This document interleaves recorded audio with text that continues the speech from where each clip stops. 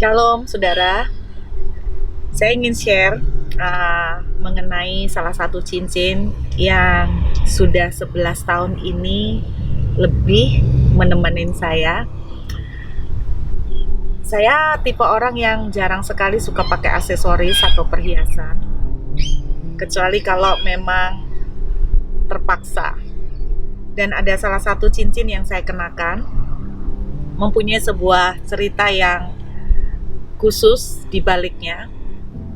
Pada awal-awal saya pelayanan, saudara, saya itu dulu tidak pernah berpikir, saya pikir bahwa kehidupan kekristenan dalam dunia pelayanan itu indah, seperti malaikat. Pokoknya so sweet, semuanya manis-manis, semuanya baik-baik, semuanya indah-indah. Tapi ketika awal-awal Tuhan mulai membawa saya untuk menjadi penyampai firman, kira-kira bulan-bulan pertama saya mulai pelayanan dan begitu banyak undangan khotbah saya terima. Tidak lama setelah itu saya menerima sebuah surat kaleng. Namanya surat kaleng ya berarti tidak ada nama pengirimnya.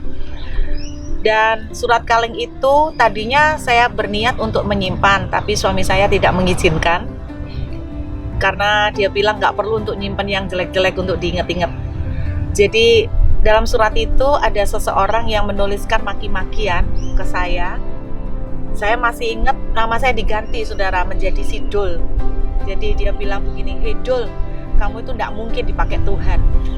Saya tuh tidak percaya kalau orang model kayak kamu itu dipakai Tuhan. Pasti yang ngutus kamu itu bukan Tuhan, tapi setan." Jadi satu halaman itu ngolok-ngolok semua. Terus dia ngolokkan saya, "Kamu itu sudah jelek naik sepeda motor. Tidak mungkin kalau orang yang dipakai Tuhan itu jelek dan naik sepeda motor."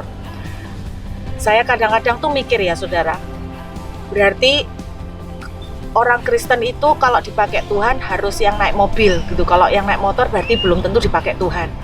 Tapi dalam kekristenan tuh repot ya, saudara ya.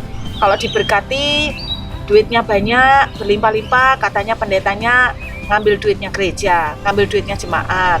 Nanti kalau pendetanya dandan sedikit, katanya sudah hedonisme duniawi.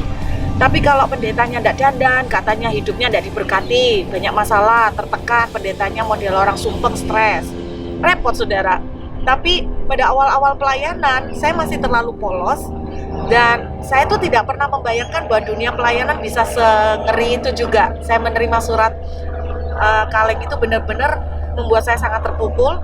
Dan sempat pada waktu itu saya ngomong gini, saya ngambek, saya nggak mau pelayanan lagi. Saya nangis, saudara, gara-gara surat kaleng itu. Dan saya berkata begini, aku nggak sanggup, aku nggak siap. Ternyata dunia pelayanan sejahat ini, aku nggak mampu, aku nggak bisa. Saya mulai menyerah, saudara. Tapi ada satu jadwal khotbah yang waktu itu setelah kejadian itu tidak mungkin saya batalkan mendadak. Saya sudah berniat untuk membatalkan semua jadwal yang sudah masuk karena saya benar-benar merasa tidak siap. Mental saya tidak sanggup untuk masuk di dalam dunia pelayanan. Singkatnya, pada waktu saya hadir di persekutuan doa itu sebagai pembicara, di akhir kebaktian, pemimpin persekutuan doa itu mendatangin saya, seorang ibu-ibu, dan dia bilang begini, "Ibu Ruth, saya ini tidak tahu kenapa beberapa hari yang lalu saya tuh disuruh Tuhan pergi ke toko emas untuk beli sebuah cincin. Cincinnya pun saya nggak tahu yang mana. Tuhan itu kasih tunjuk, cincin yang ini yang harus kamu ambil. Terus cincin ini kamu nanti harus sematkan di jarinya hambaku Ruth." Jadi dia tidak tahu jari saya seberapa. Dia belikan cincin itu, lalu dia sematkan di jari saya. Setelah kebaktian selesai, saya menangis, saudara, karena bukan soal cincinnya, bukan soal harga emasnya, karena cincin itu kecil, pasti harganya nggak seberapa. Tapi yang membuat saya menangis karena dia menceritakan arti dari cincin tersebut. Jadi di cincin itu ada dua mata, satu mata besar dan satu matanya kecil, sirkon besar dan kecil. Lalu dia bilang begini, yang mata sirkon yang besar itu berbentuk bunga. Dia bilang itu adalah gambaran Tuhan Yesus Bapa. Sedangkan yang kecil adalah kamu, Ibu Ruth, katanya gitu. Dia bilang begitu, yang kecil adalah Ibu Ruth.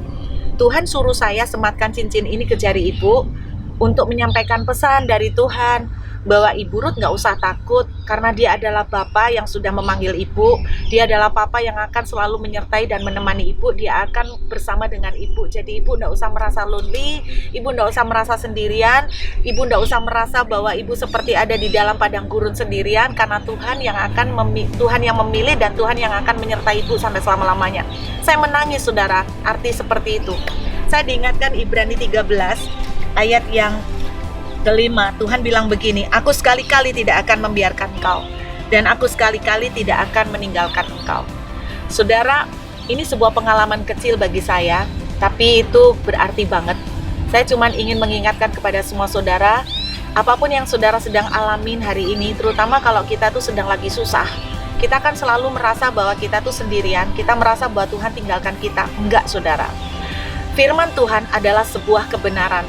Artinya, kalau kebenaran itu apapun yang terjadi, dia akan lakukan seperti yang dia katakan. Kalau Tuhan berkata, aku tidak akan meninggalkan kau, dia tidak akan meninggalkan kau. Kalau sekali-kali tidak akan membiarkan kau, dia tidak akan membiarkan kau. Be strong, saudara, tetap kuat. Walaupun saudara melihat sepertinya Tuhan belum memberikan pertolongan, Tuhan tidak meninggalkan saudara. Pasti keadaan apapun yang saudara lewati hari ini pasti akan selesai. Tuhan pasti akan tolong, Tuhan pasti akan tuntun kita untuk memberikan jalan keluar. Tetap kuat, saudara, di dalam penantian saudara dengan Tuhan. Let's see time. God bless you.